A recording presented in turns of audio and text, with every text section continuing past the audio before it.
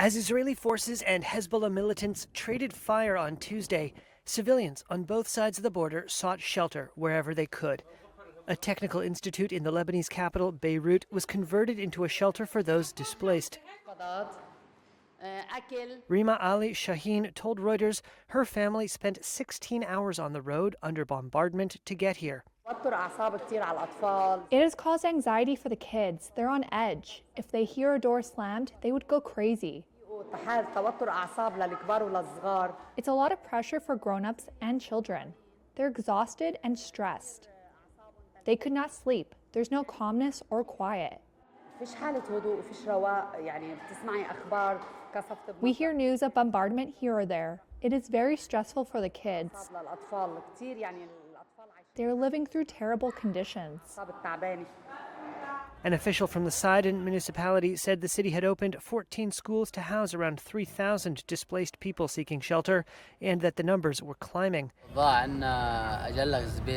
This man told Reuters the situation was like garbage, a war of total destruction. Israel said it struck a Hezbollah-controlled area of Beirut for a second consecutive day after mounting a new wave of airstrikes on targets in Lebanon.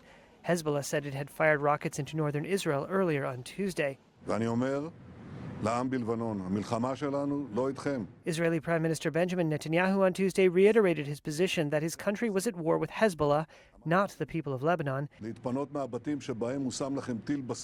He said the Iranian-backed militant group was endangering the population by secreting weapons in their homes, and his message followed one Monday, calling on civilians to flee the fighting.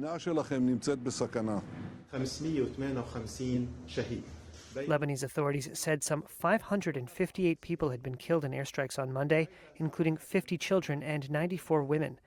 At least 1,835 more were wounded, they said, and tens of thousands have fled for safety.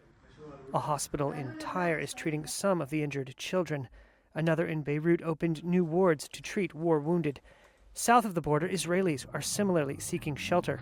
Dashboard-mounted camera on this car shows motorists pulling over and taking cover as a rocket struck just up the road. A municipal building in the border town of Kiryat Shmona was hit by a Hezbollah rocket on Tuesday.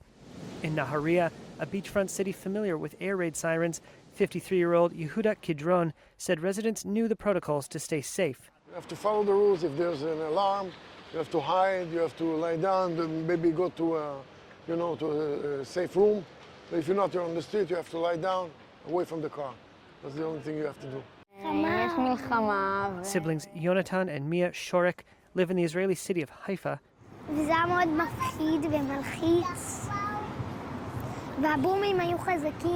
Mia said the booms were loud and frightening during an evening of air raid sirens and explosions as rocket fire from Lebanon was intercepted in the skies above. The Israel-Lebanon border has simmered with tension in parallel to the war in Gaza, tensions that have raised fears of an all-out war. The Israeli government has made securing the northern border a war priority, setting the stage for a long conflict, while Hezbollah has vowed it will not back down until a ceasefire is reached in Gaza.